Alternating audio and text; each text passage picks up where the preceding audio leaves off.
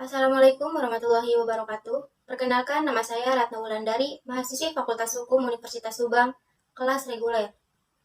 Di sini saya akan menjelaskan tentang apa itu hukum internasional. Hukum internasional dapat didefinisikan sebagai hukum independen yang berada di luar tatanan hukum pada sebuah negara. Hukum yang satu ini sendiri berbeda dengan sistem hukum domestik yang mengatur berbagai hal pada sebuah negara, di mana hukum yang satu ini tidak memiliki sistem pengadilan dengan yurisdiksi yang komprehensif. Dalam praktiknya, hukum ini juga tidak melibatkan kepolisian tingkat internasional maupun sistem penegakan hukum yang komprehensif, maupun otoritas eksekutif tingkat tinggi, di mana hukum ini sendiri menjadi bagian dari struktur umum sebuah hubungan internasional. Hukum ini juga seringkali digunakan dan memiliki peran yang penting ketika adanya pertimbangan mengenai tanggapan yang tepat akan sebuah situasi internasional.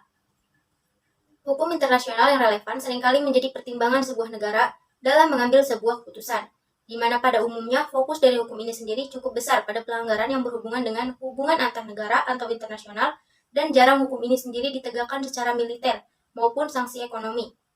Hal ini dikarenakan sistem hukum satu ini yang ada dipertahankan atas dasar rasa kepentingan pribadi. Pada umumnya, negara yang melanggar hukum atau aturan internasional ini akan mendapatkan penderitaan berupa penurunan nilai kredibilitas di mata masyarakat. Hukum internasional juga disebut hukum internasional publik atau hukum negara.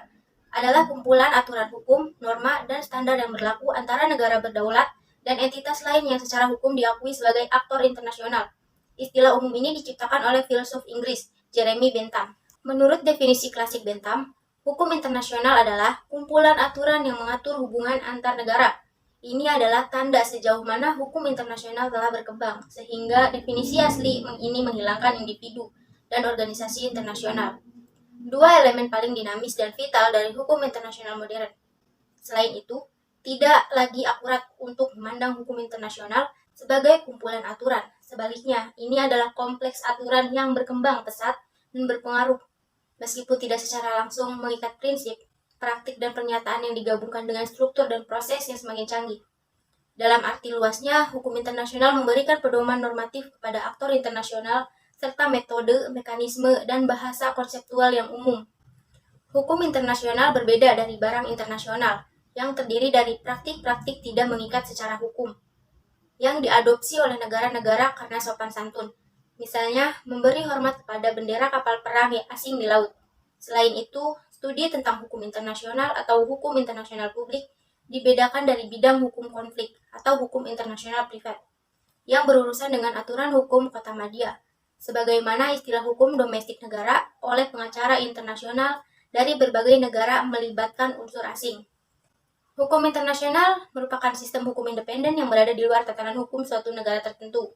Ini berbeda dari sistem hukum domestik dalam beberapa hal.